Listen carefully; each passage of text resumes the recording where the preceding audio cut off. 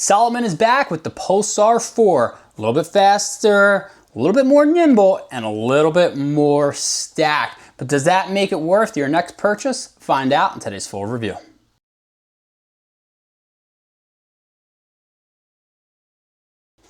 Welcome back to the channel. I'm Cody with The Shoeing with Cody, and today we got ourselves a good one. We are talking about the Salomon Pulsar 4. I've had this shoe for a little while now, and I have about close to 40 miles.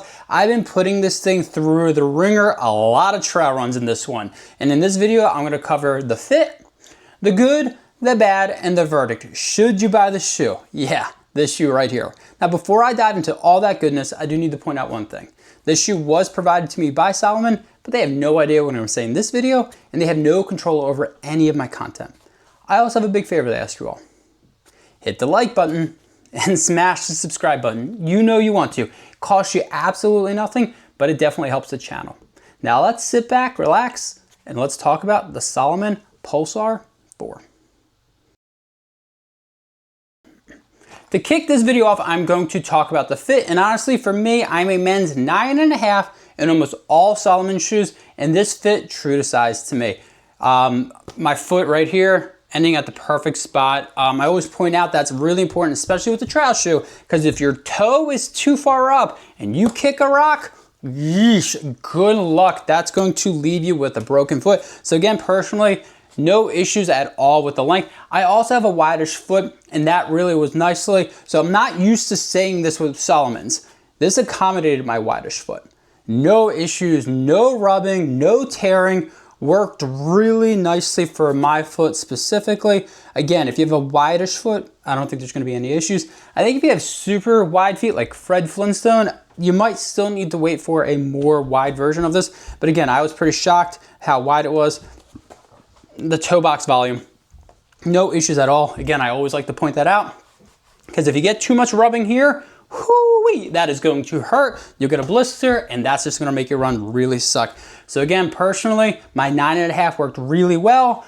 The width, not an issue at all, which I'm always shocked a little bit with the newer Salomons, because in the past, my foot was, it was too squished, and it took me a while to break it in. Not so much with this one, and the volume of the toe box hit the mark. Now, because I'm a positive guy, I'm going to start with the positives, and honestly, it's gotta be the foam. The Energy Foam Plus, that's like their new premium foam. So nice. Like, this thing, it was so nice. This shoe is made for more technical trails, and honestly, I am here for it. You got responsiveness, you got nimble, you got stable, you got a little bit of everything, and that's awesome. This is a shoe that I feel really comfortable taking on some gnarly terrain, like really technical trail, and being able to just bomb it up and bomb it down and not feel like I'm gonna have any issue at all. Again, the foam is really nice. I love how, again, it just feels super responsive, and I felt fast in the shoe.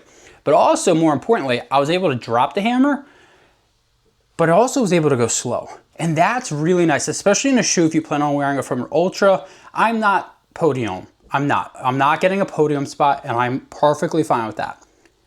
I'm going to walk sometimes, maybe up, maybe after I get up to the top, I might walk a little bit, walking through aid stations. And that's really important, that I have a shoe that not only do I feel fast in it, but can also handle me at slower paces. And that's not always the case. Sometimes I get a shoe that wants to move and go, go, go, go. And when you slow it down, it hurts my legs a little bit. So happy to report, I can go fast and I can go that walking, hiking pace, and it works really nicely. Great lockdown. Great lockdown. Every time I get these laces, it takes me a while to get used to them because I don't wear them with everything. Great lockdown, no issues at all. The reason why the lockdown is so important, because again, a lot of times I'm gonna be using this for more technical terrain, not those buffed out trails. Even though it handled buffed out trails well, I need a great lockdown. Salomon always gives you that great lockdown. The Matryx upper, really nice, breathable. It's hot in Pennsylvania. I was wearing this during a lot of heat waves. My feet weren't cooking, very breathable, gets the job done. And the last thing I'm gonna point out is the drainage. This thing drains like a champ. It did. So a couple of runs, I have a lot of creek crossings, so I will just sit in there for minutes at a time, soaking them up. I do test everything before I do it. I'll sit there, get as much water, and then when I step out, I'll realize, okay, what is my time? What is my mileage? How quickly does it feel? I would say less than a quarter of a mile, my foot was dry again. Drains extremely well, really nicely. So again, the foam is the foam is the main piece. It's the best part about this shoe. Responsive, fast, comfortable as hell, and then the great lockdown. It just gives you a lot to desirable for technical trail, as well as a lot of some, buffed out trails, a little bit of everything. This shoe delivers.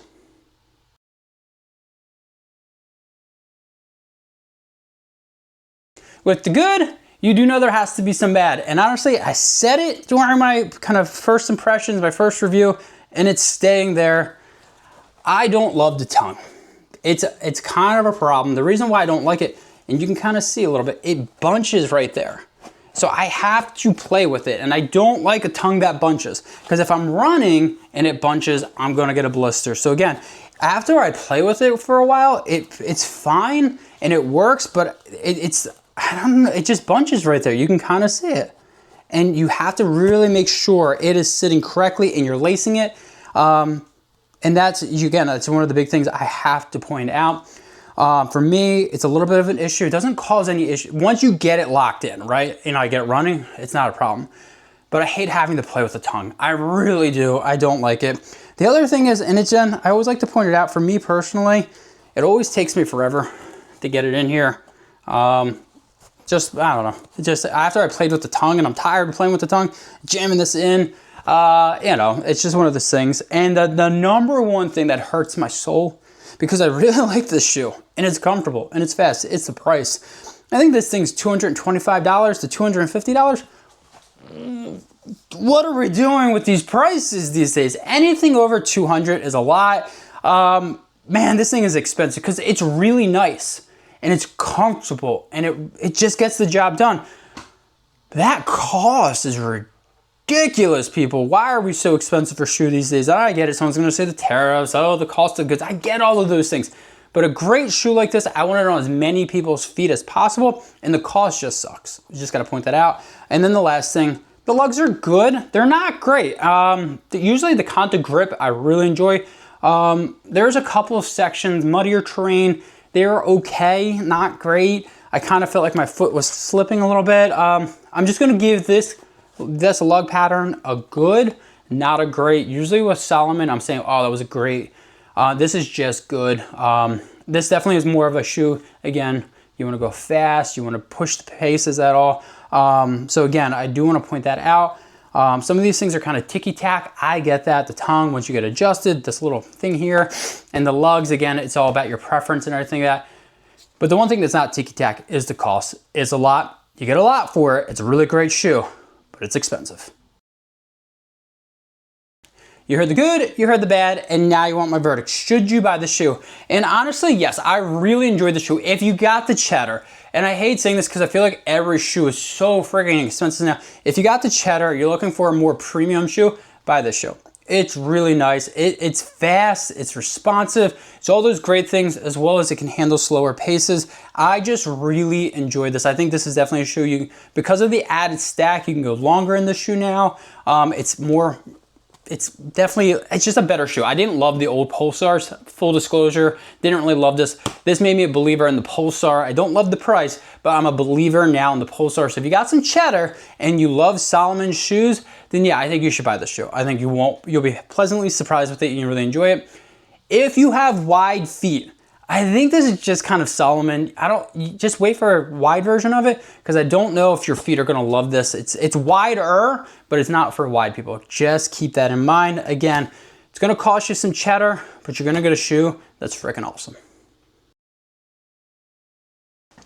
You heard the good, you heard the bad, and you heard my verdict. Now I wanna hear from you. Have you tried the Salomon Pulsar 4? Did you like it? Did you love it? Be honest with me. Did you hate it? Drop a comment down below. Let me know if you have any other questions I can help you with. Again, the shoe is gonna cost you some cheddar, but I really enjoyed racking the miles in it. It's a shoe I just kept reaching for, and it just gets the job done.